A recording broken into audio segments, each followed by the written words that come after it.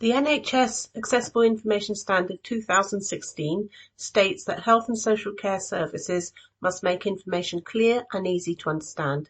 Services must meet the needs of people with disabilities or sensory loss by making reasonable adjustments to do so.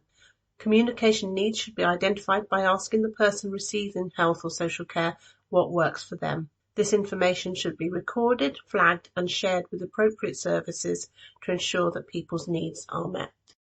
Healthwatch Sandwell wanted to find out whether health and social care services are meeting people's information and communication needs by listening to patients' experiences. These audio extracts are from conversations with blind and visually impaired people through Sandwell Visually Impaired Group. They are intended to help inform and improve services. Over 6 million people in the UK have some level of sight loss. That's around, 9 to 10% of the population. We're not an enigma, are we? We all get fed up of saying, I'm visually impaired, don't send me a letter. Links within text to make an appointment online are a no-no for me. It's assumed that you can tap or click on this link, go to a website and arrange your own slot. Blind people's ability to navigate sites like that is dependent on their skill in being able to do this. That's quite a learning curve. And how well the site or app is designed to meet their needs, which often it isn't. Scan the letter as you come into reception. So we don't even know where the scanner is. Yeah. And then we have to go and find where the desk is. And then they'll say, oh, sit over there with the green chair. And you've never been asked about your information and communication support needs by your GP? No, or anybody at an hospital or dentist or anywhere else. Never been formally asked about my preferences and what I can access and what I can't. No one else in the room has put their hand up to say they've been asked. If you haven't been asked your communication needs, they will not be on your records and shared between services such as GP to hospital.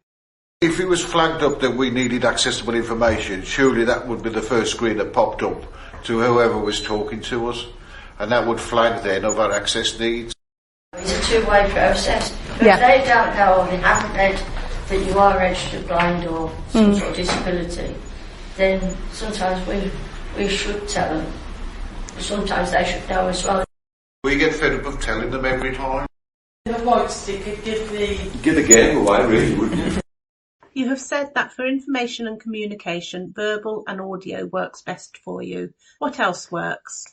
Text messages. That works for me. Texted for appointments and reminders and jabs and phone calls. Computers can speak to people, read emails, I understand. It depends on the information being sent and the file type as well. We offer Braille, but very few people want it. Even those who can read it are equally as happy with email.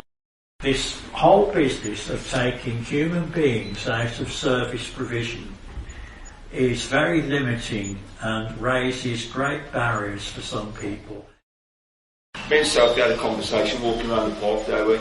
Yeah. And then you took a few details, and I think the next day, I think it was, I had Brussels Hall Hospital phone week saying about me being blind and would I like to come in and have a look round and speak to the nurses and the physios.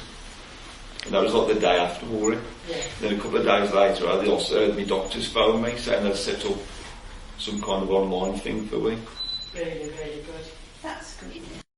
With technology today, there's something called near-field communication. It's a beacon, really, which will be identified by a trigger. To go to reception, we'd be offered this fob, and then we'd walk around. We'd be programmed to say, at the end of the corridor, turn left, and then for X-ray. So it doesn't necessarily mean that you have to have a smartphone for that. It can be triggered off by this fob. In Wolverhampton, from the bus station to the metro station, there's like a path on the floor. Now you put your cane in it, and you just the cane. If you follows it, it'll walk you straight to there.